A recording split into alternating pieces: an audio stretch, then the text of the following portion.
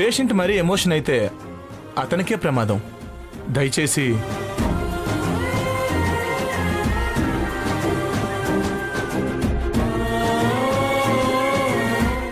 Uncle, నేనుండగా వీళ్ళకి ఏ లోటు రాదు. మీరు బాధపడొద్దు.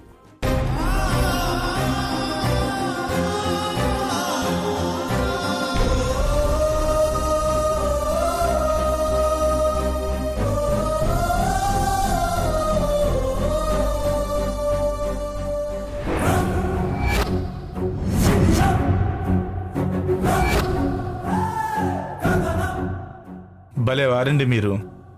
ఆయనకి ఏం కాకపోయినా 2 రోజుల్లో చనిపోబోతున్నాడని పేషెంట్కి వినబడేలా నాతో ఎందుకు చెప్పించారు? ప్రేమ ప్రణయల పెళ్లి వెంటనే జరగడం కోసం. Thanks for your cooperation. Already మీ అకౌంట్లోకి డబ్బు ట్రాన్స్ఫర్ అయింది. Thank you madam.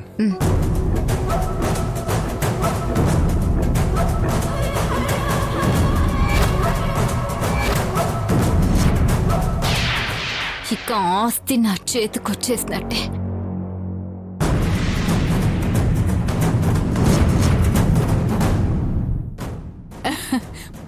మొత్తానికి అనుకున్నది సాధించావు శివాగ్ని. మరి ఫాదర్ సెంటిమెంట్ ని యూజ్ చేసి 2 రోజుల్లో ప్రేమని పెళ్లి కొప్పించింది. అవును శివమ్మా, తెల్లారు లేస్తే మందు గురించి ఆలోచించే ఆ డేవిడ్ గాడు కూతురు పెళ్లి గురించి ఆలోచించడం చాలా ఆశ్చర్యంగా ఉంది కదమ్మా. ఆశ్చర్యమేముంది మావయ్య, మనిషి సైకాలజీ అది. ప్రతి మనిషి తన జీవితం మొత్తంలో నిజంగా బ్రతికేది 2 సార్లు.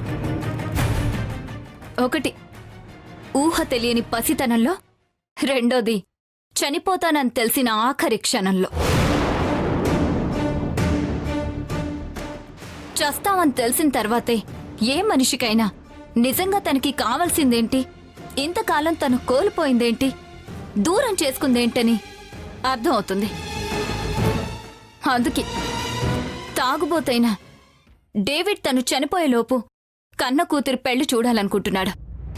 ఏవైతేనే ప్రణయ్తో ప్రేమ పెళ్ళవుతుంది. దాంతో పాప మనింటికొస్తుంది, ఆస్తి మన చేతికొస్తుంది. అవునమ్మా, ఇంతకాలం మనం పడిన శ్రమ, పడుతున్న టెన్షన్కి 2 రోజుల్లో ముగింపు వస్తుంది. అమ్మా శివమ్మా, ఏంటి మావయ్య? మీరు కోరుకున్నట్టు ఆస్తి మీ చేతికి వచ్చేస్తుంది. మీరు హ్యాపీ. అలాగే నాకిచ్చిన మాట సంగతి కూడా ఆలోచించి మీరు సరే అంటే నేను కూడా డబుల్ హ్యాపీ కదా.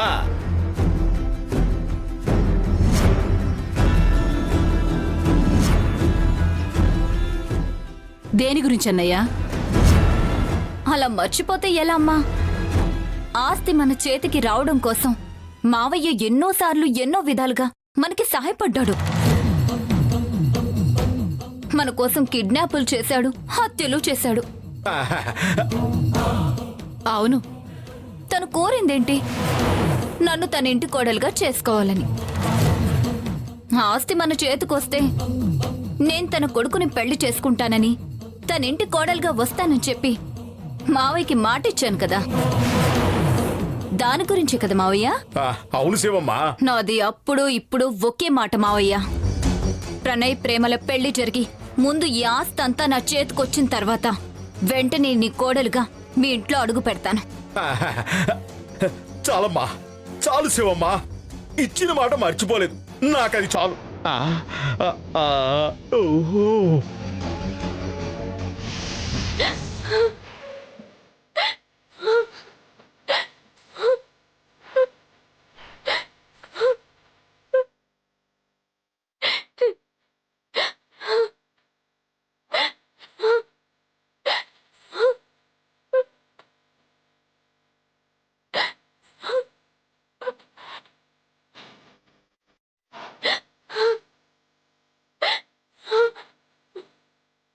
ప్రేమ, ఇప్పుడేమైందని ఊరుకో. నాన్న పరిస్థితి తలుచుకుంటుంటే నాకు భయంగా ఉంది ప్రణయ్. అంకుల్కి ఏం కాదు ప్రేమ. ఒక పక్క నాన్న పరిస్థితి, మరొక పక్క అతనికి ఇచ్చిన మాట. ఏం చేయాలో తెలియడం లేదు ప్రణయ్. తెలియట్లేదు అంటుందేంటి? అక్కడ పెళ్లి చేసుకుంటానని అంకుల్కి మాటిచ్చింది, ఇక్కడేమో మళ్ళీ ఆలోచనలో పడుతుంది. మళ్ళీ మొదటికొచ్చి నాన్నకి రికవర్ అయ్యాకే పెళ్ళి అంటుందా ఏంటి?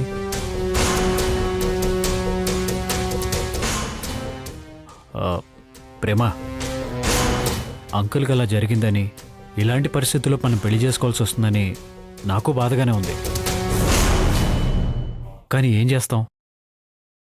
సిచ్యువేషన్స్కి ఎవరైనా తలంచాల్సిందే కదా. ఇప్పుడు అంకుల్కి ఏం జరుగుతుందో అని బాధపడుతూ ఆలోచిస్తూ ఉండే కంటే ఆయనకిచ్చిన మాట నిలబెట్టుకోవడమే మనకు ముఖ్యం. ఆయన కళ్ళలో ఆనందం చూడటమే మనకు ముఖ్యం. కావచ్చు, కానీ నిన్ను పెళ్లి చేసుకొని నేను నీతో వచ్చేస్తే అటు నాన్న పరిస్థితి, నా ఫ్యామిలీ పరిస్థితి ఏంటి? ప్రణయ్, వాళ్ళని నేను రోడ్డు మీద వదిలేసి వచ్చేయాలా? అలా ఎలా వదిలేస్తాం? వాళ్ళకి మనం లేవా ప్రేమ? పెళ్ళయ్యి నువ్వు మా ఇంటి మనిషి అవటం కాదు, నేనే మీ ఇంటి వాడిని అవుతాను. మీ ఫ్యామిలీ బాధ్యతలు నేను తీసుకుంటాను. పాపకి మాట తెప్పిస్తాను. టీనుని పండుని బాగా చదివించి ప్రయోజకులను చేస్తాను. నేనున్నాను కదా. ఊరుకో, ఊరుకోమన్నాను కదా.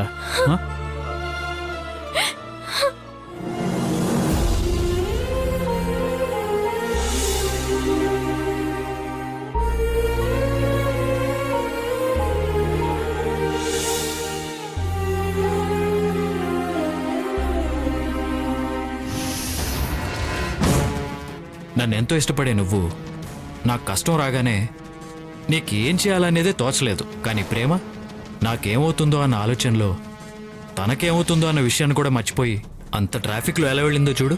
నీ ప్రేమ నా దగ్గర ఆగిపోయింది, కానీ తన ప్రేమ నా కోసం ఎంత దూరమైనా ఎంతవరకైనా వెళ్ళటానికి సిద్ధపడింది.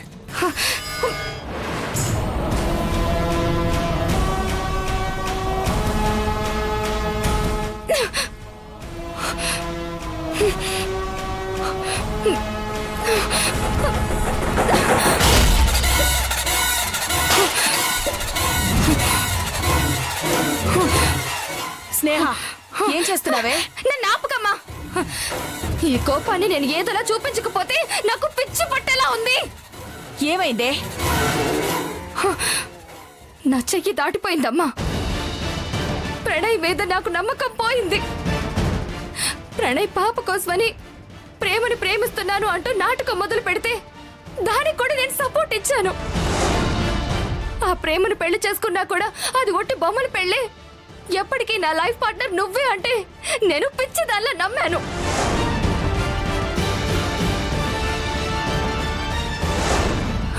కానీ ఈ వరుసగా జరుగుతున్నది, ప్రేమ విషయంలో ప్రణయ్ ప్రవర్తన చూస్తుంటే ఫైనల్ గా హ్యాండ్ ఇచ్చేది ఆ ప్రేమకే కాదు నాకే అని అర్థమైపోతుంది.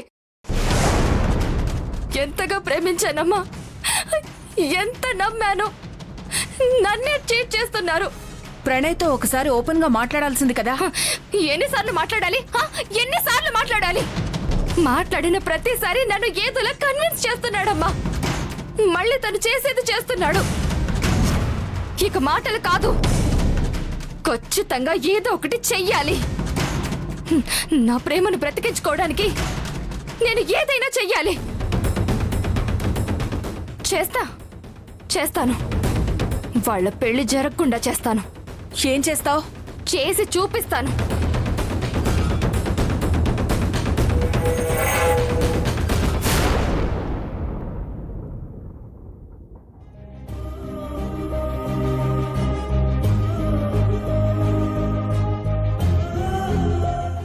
నాన్న ఎప్పుడు ఎంత తాగినా ఇప్పటి వరకు ఎవరితోనూ గొడవ పడింది లేదు. అలాంటిది గొడవ పడ్డమేంటో, ప్రాణాపాయ స్థితికి వచ్చేంతలా వాళ్ళు కొట్టడమేంటో. నాన్న అలా హాస్పిటల్ బెడ్ మీద పడుండి రోజు లెక్క పెడుతూ ఉంటే నేను పెళ్లి చేసుకోవడం నాకు నచ్చడం లేదు ప్రణయ్.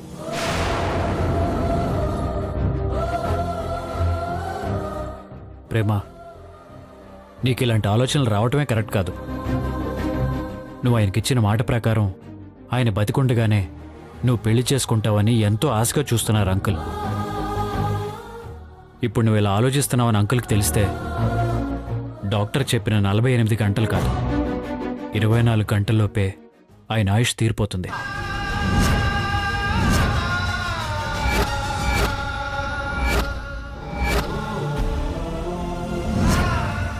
ఈ మాటలు నేను భయపెట్టానికో బాధ పెట్టానికో చెప్పట్లేదు. సంతోషం అనేది ఒక్క రోజులో చనిపోయేవాడిని కూడా 100 ఏళ్లు బతికిస్తుంది. డిప్రెషన్ 100 ఏళ్లు బతకాల్సిన వాడిని కూడా ఒక్క రోజులో కృంగదీస్తుంది. అంకుల్కి ఇప్పుడు కావాల్సింది డాక్టర్ ఇచ్చే ట్రీట్మెంట్ కాదు, మన పెళ్లితో కలిగే సంతోషం. ఆ సంతోషం అంకుల్లో ఎలాంటి మార్పునైనా తీసుకురావచ్చు. ఏ మిరాకిల్ అయినా జరగచ్చు. అంకుల్ కోలుకోవచ్చు.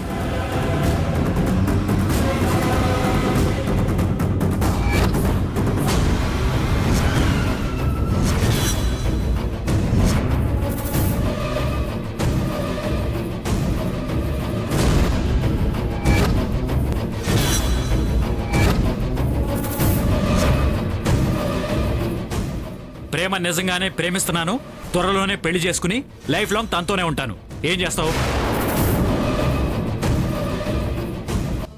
మనం అంకుల్కి తను కోరుకున్నట్టు సంతోషాన్నిద్దాం. ఆ సంతోషంలో ఆయన కోలుకుని మళ్ళీ మామూలు మనిషిగా మన మధ్యలోకి వచ్చేలా చేద్దాం. నా మాట విని ప్రేమ, నువ్వు వేరే ఏ ఆలోచనలు పెట్టుకోవద్దు.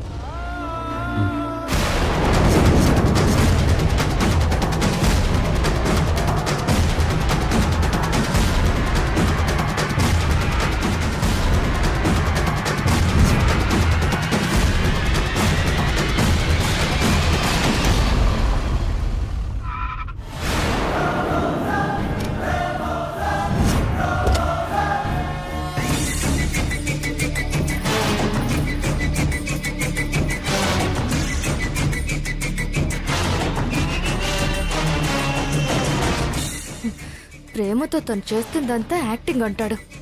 పబ్లిక్ ప్లేస్ లో తన భుజం మీద చెయ్యి వేసి మరి ఎంత క్లోజ్ గా ఉన్నాడో.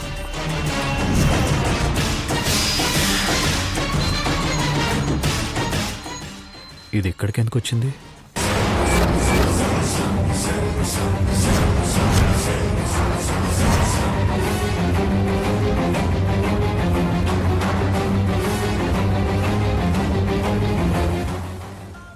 అమ్మో, దీని చేతిలో ఉన్న వీడియోని బయట పెడితే అప్పుడు నాకు అవుతుంది దీపావళి.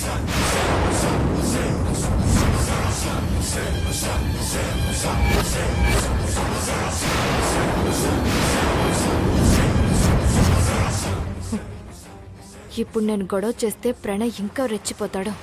ఈ వీడియోని బయట పెడితే నాకొచ్చే లాభం ఏంటి? వీడియో చూడగానే ప్రణయ్ నిజస్వరూపం తెలిసి ప్రేమ ప్రణయ్ని వద్దనుకుంటుంది. అప్పుడే ప్రణయ్ నన్ను శాశ్వతంగా వద్దనుకుంటాడు. ఇప్పుడు వీడియో బయట పెట్టడం వల్ల వచ్చే లాభం కంటే జరిగే నష్టమే ఎక్కువ. పరిస్థితి చెయ్యి దాటిపోయినప్పుడు బయట పెడదాం. ప్రస్తుతానికి భయపెడదాం.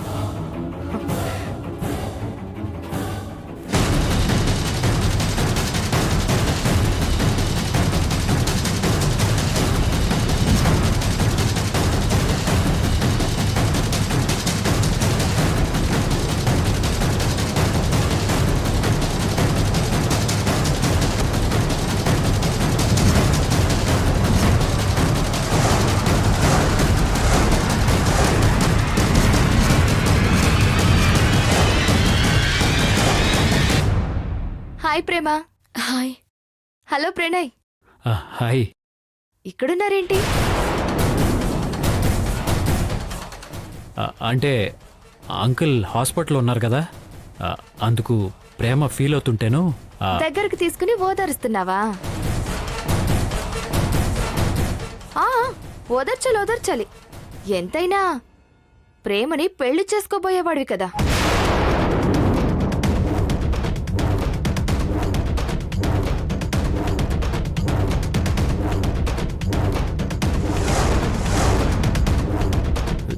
ఏంటి ఫోన్ని చూపిస్తుంది? ఇప్పుడు కానీ వీడియో బయట పెడుతుందా ఏంటి?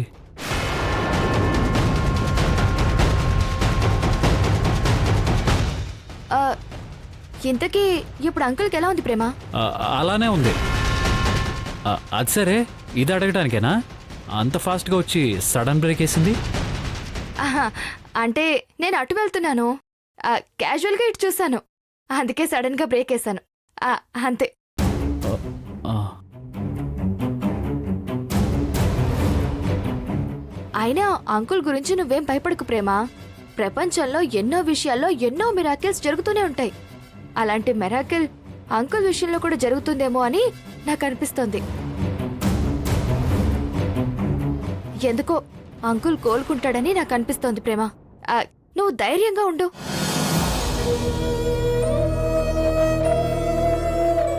నేను టైం చూసుకుని కలుస్తాను. బాయ్ ప్రణయ్.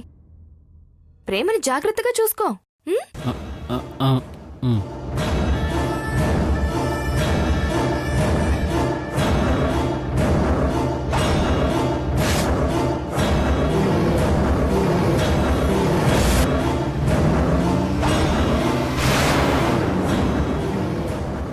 అసలు ఇప్పుడు తను ఎందుకు వచ్చింది, ఎందుకు వెళ్ళిపోయింది? అది నిజం నీతో చెప్పడానికే వచ్చింది, కానీ ఎందుకో డ్రాప్ అయింది. ఏంటి ప్రణయ్ ఆలోచిస్తున్నావు? అదే స్నేహ గురించే, ఎందుకు వచ్చింది, ఎందుకు వెళ్ళిపోయిందా అని.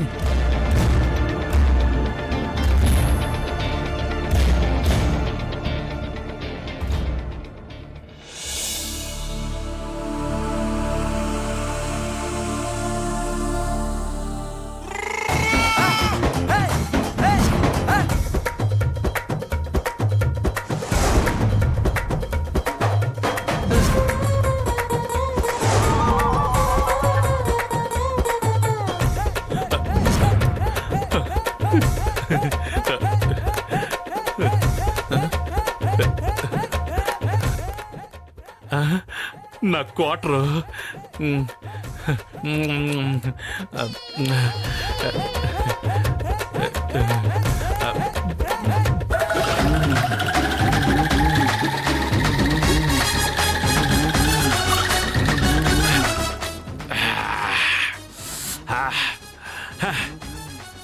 God. I want one more.